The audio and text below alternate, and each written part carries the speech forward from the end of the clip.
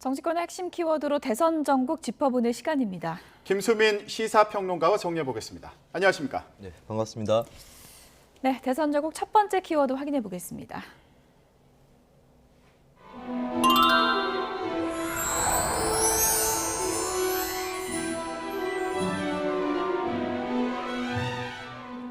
네, 흐느끼며 읽었다. 이재명 후보의 자서전이 옆에 있고요. 얼마나 감동적이길래 흐느끼며 읽었을까요?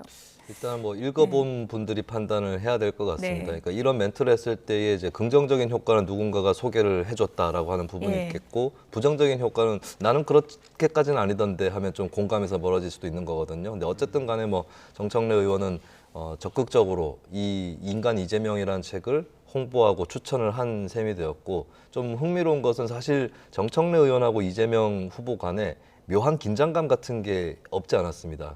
대표적으로 작년에 이재명 후보가 서울시장이라든지 부산시장 보궐선거에 민주당이 공천하는 문제를 두고 원래 당헌 당규대로 공천을 하지 말아야 한다라고 이재명 후보가 주장을 한 적이 있었거든요. 그때 정청래 의원이 혼자 그렇게 튀는 것이냐라는 취지로 비판을 한 적이 있었어요. 그리고 사실 두 사람이 2007년 대통령 선거 때 정동영 후보 캠프에서 서로 같이 활동을 했던 이력이 있는데, 그때만 해도 정청래 의원은 의원이고 캠프 핵심이었다면은 이재명 후보는 당시에 뭐 지역 조직이라든지 조금 변방에 있었던 그런 처지입니다. 그래서 묘하게 두 사람 나이도 비슷한데 정청래 의원하고 이재명 후보가 물론 대선 후보와 의원의 관계지만 예전에 어느 정도의 긴장감이 있는 상황이었는데 정청래 의원이 적극적으로 이 책을 읽고 소감을 밝히고 하는 이런 것들이 이제 이재명 후보한테는 또 힘이 될 수도 있겠다 이런 생각이 듭니다. 네. 근데 정청래 의원 이렇게 이재명 띄우기가 한창인데 이 정의원뿐만 아니라 지금 민주당 안에서 이런 움직임들이 여럿 보이고 있어요.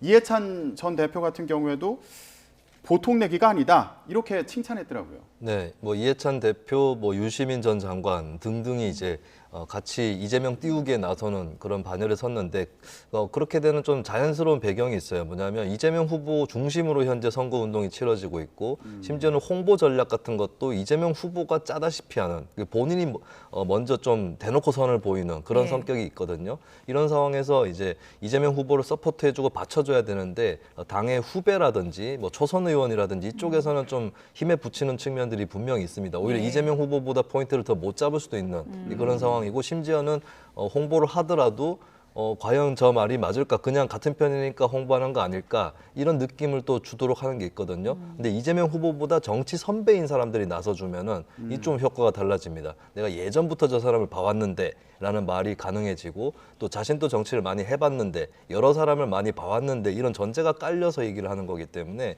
일단은 그 말에 대해서 다툼의 여지가 있다고 할지언정 정치 선배들이 하는 얘기에 대해서는 무게가 실리는 것이고, 그러다 보니까 이해찬 전 대표, 송영길 현 대표, 유시민 전 장관 이런 인사들이 나서서 이재명 후보를 인간적으로 내가 보증하겠다, 정치적으로 보증하겠다 예. 이렇게 나서게 되는 것이죠. 예.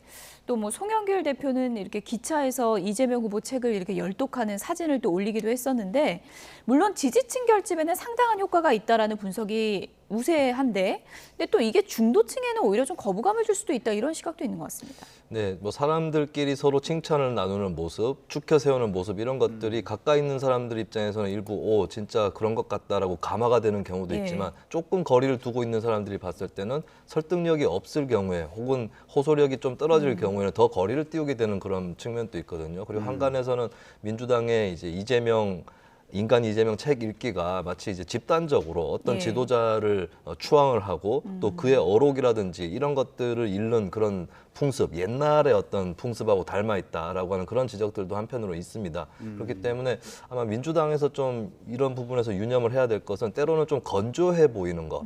네, 되게 이런 거 있잖아요. 예를 들어서 어떤 사람에게 선물을 하더라도 예. 오다 주셨다 이렇게 던지는 게 있는데, 이거는 예. 조금 지나친 거라고 볼 수 있겠지만 예. 조금 건조하게, 그러니까 예. 막 상찬하는 것이 아니라 건조하게 그냥 툭 이렇게 던지는 그런 이야기인데 그것이 묘하게 그 예. 사람을 크게 홍보를 하는 효과가 있는 그런 경우가 있거든요. 네. 이런 것들을 좀 더 이건 민주당의 이야기뿐만 아니겠습니다만 여러 군데 다 적용되는 것인데 홍보를 할 때도 좀 그런 센스가 필요할 때가 있다. 이것도 네. 한번 같이 유념을 해야 될 것 같습니다. 예. 네, 좀 더 자연스러운 홍보 방식은 어떨까? 그렇습니다. 이런 말씀으로도 이해가 되는데요. 저는 이해찬 전 대표 얘기를 보면서 이것도 궁금했어요. 왜 지금 나왔을까? 왜냐하면 재보선 당시에도 인터뷰를 통해서 거의 이긴 것 같다. 또 이런 논평을 하기도 했거든요. 예, 지금 나온 배경은 어떻다고 봐야 될까요? 사실 재보궐 선거 당시에 이해찬 전 대표가 잠깐 미디어에 출연을 해서 거의 다 이긴 것 같다라고 얘기를 했고 결과적으로는 서울시장 선거에서 민주당 후보가 18%포인트 차이로 대패하는 그런 일이 벌어졌습니다. 그러니까 이해찬 전 대표로서는 망신 내지는 흑역사로 볼 수도 있는 일인데 그때 아마 나섰던 것은 글쎄요 본인이 진짜로 그렇게 믿었는지 아니면 마음에 없는 말을 어느 정도 했는지 모르겠지만 전략적으로 격차가 너무 벌어지고 있기 때문에 같은 편인 지지자들에게 힘을 주기 위해서 그런 얘기를 했다라고 볼 수가 있겠죠. 나름대로 이제 계산에 따라서 등판을 하고 있다라고 볼 수 있겠고 현재로서도 이해찬 전 대표가 계속해서 개입하는 그림은 보여주지는 않을 겁니다. 왜냐하면 아직도 민주당은 이해찬에게 의존하느냐 이 이미지가 박히게 되면 이재명 후보나 민주당의 대선에 도움이 안 되기 때문에 그것을 이해찬 전 대표 스스로 알고 있을 거고요. 그래서 자신만이 필요할 때, 자신이 꼭 필요할 때를 골라서 등판을 한다라고 전략적으로 계산을 한다면 이해찬 전 대표 입장에서는 일단 이재명 후보를 좀 띄워야 되는데 이 개인을 띄우기 위해서 본인 정치 원로이고 또 많은 정치인들을 겪어본 본인이 나서는 것이 일단은 도움이 될 것이다. 이 판단 하에서 일단은 등판을 예. 한 것으로 보입니다.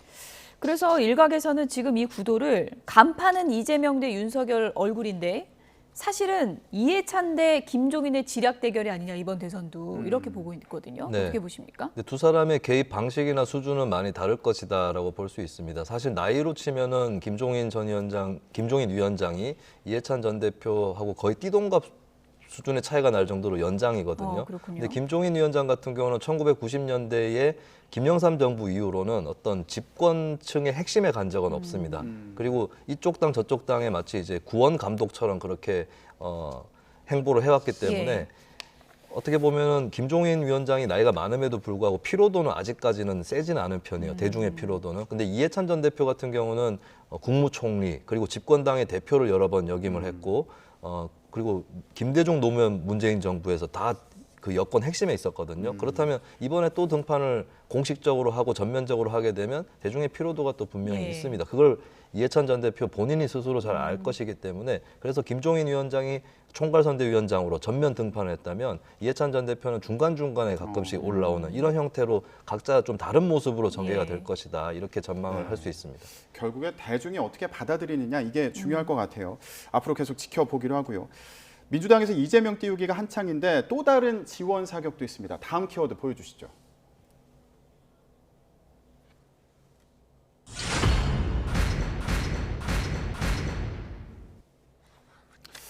네, 추미애 전 장관이 바쁘게 움직이고 있습니다. 여권 내에서 반대 목소리가 나오기도 하는데 윤석열 후보의 부인이죠.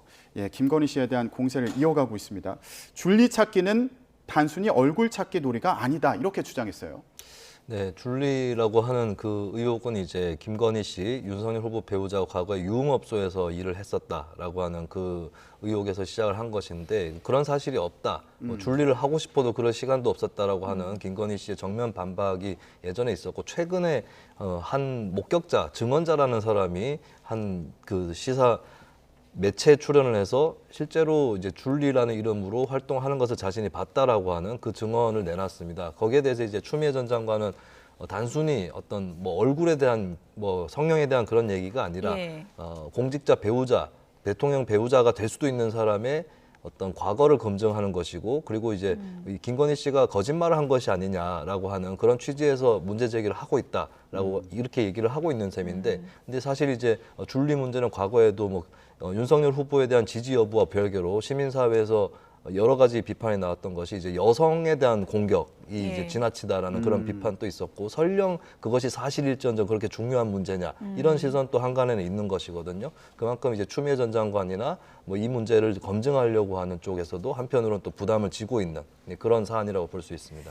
줄리 찾기는 얼굴 찾기가 아니다라고 추 전 장관은 했는데 확실히 좀 얼굴 찾기를 하는 분도 있습니다. 손혜원 전 의원이 또 SNS에 이런 글을 짧게 올렸습니다. 네, 김건희 씨 사진을 또 한 번 올리면서 저는 그저 커진 눈동자가 신기했을 뿐 이른바 얼평을 다시 한번 했어요.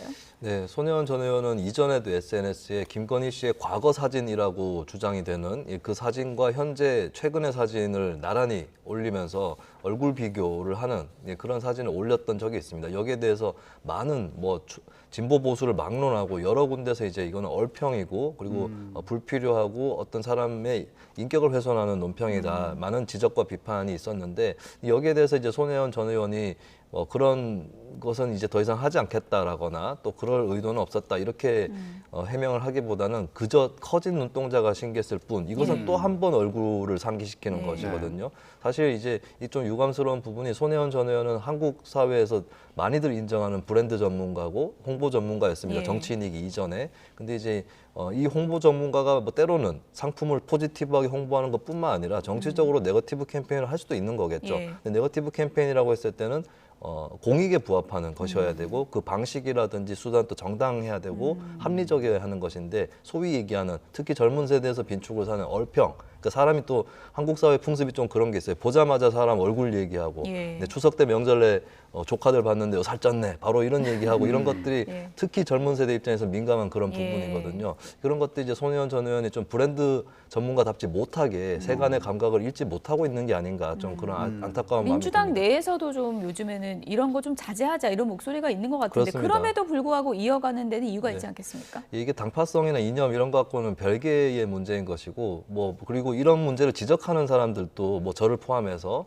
스스로가 또 이런 비슷한 우를 여기저기서 범하고 있는 건 아닌가 돌아볼 만한 그런 문제거든요. 근데 한번 이렇게 시동이 걸려서 그런지 좀 이 부분을 좀 스스로 멋기가 좀 힘들어하는 그런 것 같고 이제 이게 또 손혜원 전 의원이 또 아주 젊은 세대가 아니라 손 전 의원 또 어느 정도는 이제 중견 원로 세대에 해당을 하는데 주변에서 좀 직언을 해주는 사람이 없는 것은 아닌가 이런 좀 우려도 듭니다. 네, 이렇게 공세가 강해질수록 또 김건희 씨가 그렇다면 언제쯤 모습을 드러낼지 공식적인 행보를 보일지 이것도 관심이 높아지고 있거든요. 어떻게 예상하세요? 네, 공교롭게 줄리 논란이나 얼평이라고 하는 논란들이 불거져 있는 상태이기도 하지만 이거 말고도 김건희 씨에 대한 여러 의혹이라든지 또 실제로 어느 정도 밝혀지고 있는 부분 이런 것들이 계속 엇물려서 나타나고 있습니다. 그렇다면 여기에 대해서 온전하게는 아닐지라도 전반적으로 해명이라든지 반박 혹은 사과해야 될 것은 사과해야 되는 이런 것들이 필요할 수 있는데 이 부분이 계속해서 진행이 안 된다면 김건희 씨가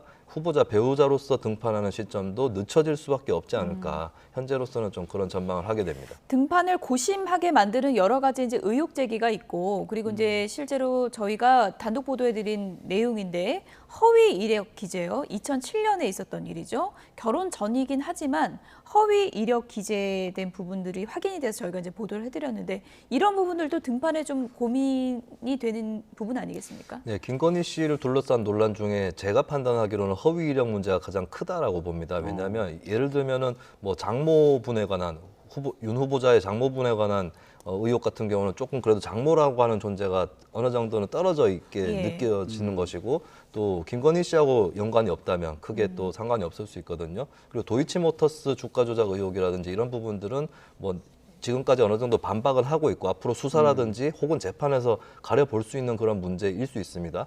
그리고 또 한편으로 김건희 씨가 이제 소위 멤버 유지라고 영어로 YUJI로 표기가 된 그 부실 논문에 대해서 그 문제에도 사실은 이재명 후보도 가천된 논문에서 비슷한 문제를 안고 있기 때문에 거기까지도 그렇다 칠 수 있어요. 근데 허위 이력 문제 같은 경우는 김건희 씨가 오늘 YTN이 보도한 거 외에도 예전에 대학교 강사라든지 이쪽에 지원을 할 때에 자기 이력을 예를 들면 어떤 여상에서 강사를 했는데 여고에서 했다든지 또 그냥 강사를 한 것인데 정교사로 근무했다든지 이런 식으로 한 5차례 정도 대학교에 지원을 하면서 허위 이력을 적어낸 그것이 이미 밝혀진 바가 있거든요. 그리고 그중 일부는 윤석열 후보자하고 결혼을 한 이후의 일이기도 했습니다. 그래서 이런 부분에 대해서는 바로 이제 해명과 사과 혹은 반박이 필요한 상황인데 이 가장 첨예한 문제 통과할 수 있을까? 이것은 저도 궁금한 대목이기도 합니다. 네. 근데 이게 앞으로 그렇다면 국민의힘에서 어떻게 대응하지? 이것도 중요하잖아요. 근데 이준석 대표 얘기를 봤더니 결혼 전에 배우자일까지 후보에게 책임을 묻는 건 과하다.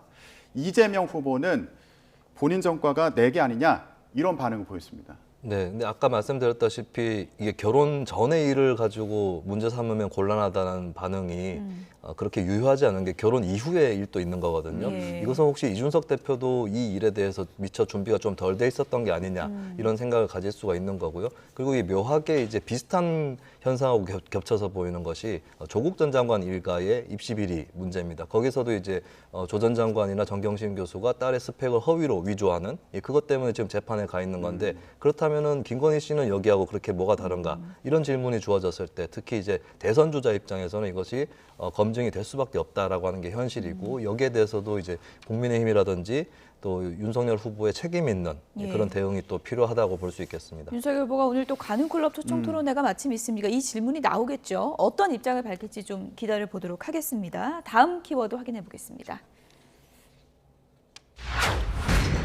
네, 오차 범인의 접전, 여론조사 결과 그래픽 바로 보도록 하겠습니다. 보여주시죠. 다자구도에서 여론조사 어떻게 나왔는지 보겠습니다. 최근에 이제 여론조사가 워낙 들쭉날쭉하니까 저희가 또 하나의 여론조사를 보여드리면서 추이를 좀 보겠습니다. 이재명 후보가 34.5, 윤석열 후보가 38.7%고요. 양자로 가면 네, 40%대 44%. 둘 다 좀 오차 범위 내의 접전이고 윤석열 후보가 우세는 유지하고 있는 걸로 이렇게 나타나고 있네요. 네, 뭐 다자하고 양자하고 크게 양쪽 간 격차가 차이가 없는 것은 이제 현재 군소 후보로 돼 있는 심상정 후보와 안철수 후보 이들이 한쪽 이재명 후보나 윤석열 후보의 한쪽 표만 잠식하고 있지는 않다라고 하는 겁니다.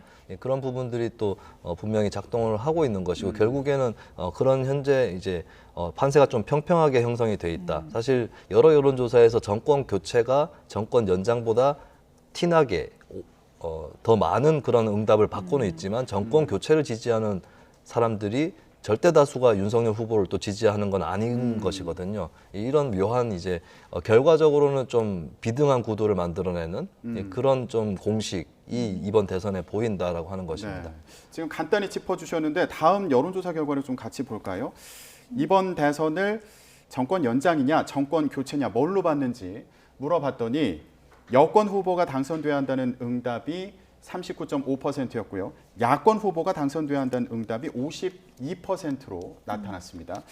지금 말씀해 주신 것처럼 야권 후보가 당선돼야 한다는 응답이 절반을 넘었는데 윤석열 후보의 지지도는 요거보다는 상대적으로 낮게 나타나고 있는 상황인 거잖아요. 네, 야권 후보라고 하는 것이 유권자마다 저 범위가 어디까지인지 보는 시각도 다 다를 것입니다. 어떤 사람은 야권 후보하면 당연히 윤석열 후보만 가리키는 경우도 있을 것이고 어떤 분은 안철수 후보나 심상정 후보까지도 가리키는 이런 야권 후보에 대한 프레임이 또 유권자마다 차이가 있을 텐데 어쨌든 간에 현 정권이 마음에 들지 않는다. 다른 당의 민주당이 아닌 다른 당의 후보가 당선돼야 한다라는 그 유권자도 사실은 안에 살펴보면 보수뿐만 아니라 중도 진보 이쪽이 또 고르게 펼쳐져 있는 것이고 이것을 현실적으로 윤석열 후보가 거의 다 껴안기는 굉장히 어렵다라고 하는 것이 정치의 현실인 것 같습니다. 앞으로 또 얼마나 많은 변곡점이 있을지는 좀 지켜봐야 되겠군요. 지금까지 김수민 시사평론가였습니다. 고맙습니다. 네, 감사합니다.